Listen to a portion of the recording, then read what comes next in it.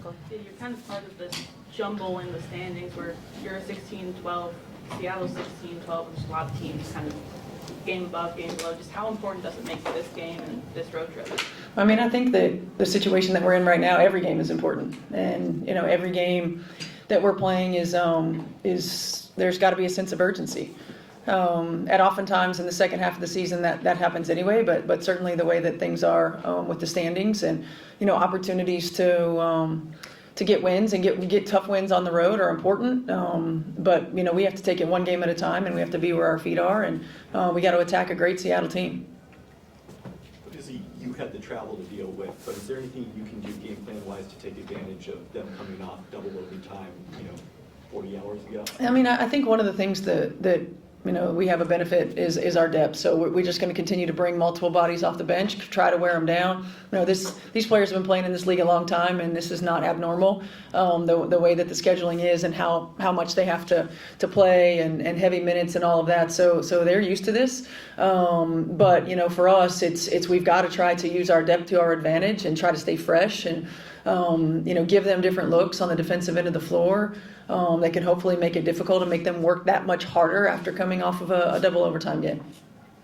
Coach, you guys have had a lot of success, more success than anyone without their star player. How have you guys been able to stick together without having Caitlyn on the floor? I think first and foremost, we got a great group of women. They're team first. They pull for one another.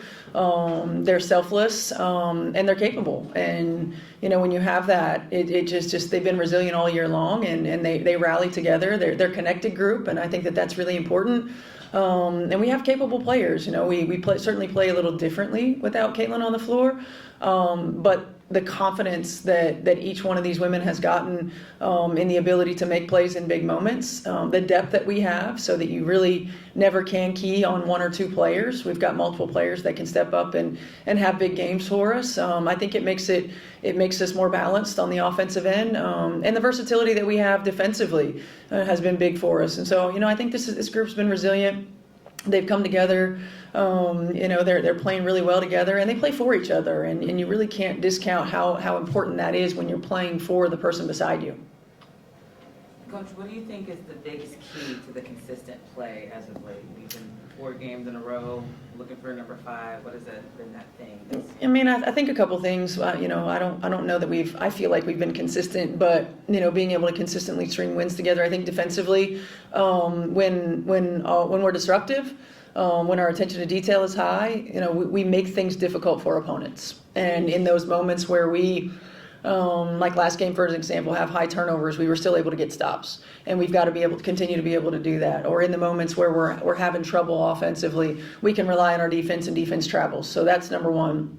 Number two, I think the way that we've been moving the ball. We've had a high assist rate. We've been able to play inline to inline to get to second and third actions. The ball's been finding the right shot on the floor, and that's important for us. We got to make defenses work. We've got to play inline to inline. We can't let the ball get stuck. That's when we're at our best, and I think we've really begun to find that connectivity on both ends. Obviously, the first matchup was different with CC playing, but what did you take away from that one that you're looking to replicate again and also adjust? Yeah, I mean, Seattle's a really good team, and we've got to make sure our attention to detail from a personnel standpoint is high. We can't allow their players to get to their comfort zones. We've got to make them hit tough shots, and we got to live with those tough shots. And they're a really solid defensive team. I mean, they're high level on the defensive end of the floor, so we've got to be patient.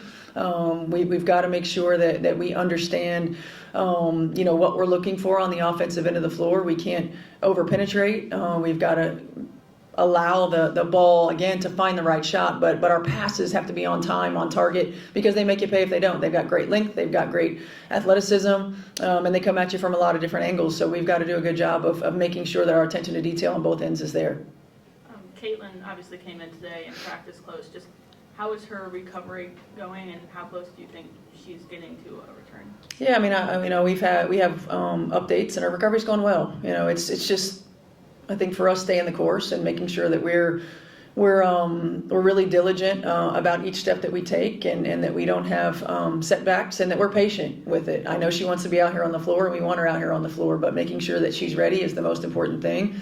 I still don't know how far we are. We're going to take it one step at a time, one day at a time, and go from there. Coach, what's impressed you about what Aari McDonald's been able to come in and do, and how she's been able to impact that team, especially without Caitlyn on the floor? Yeah, I think first and foremost, she's a student of the game.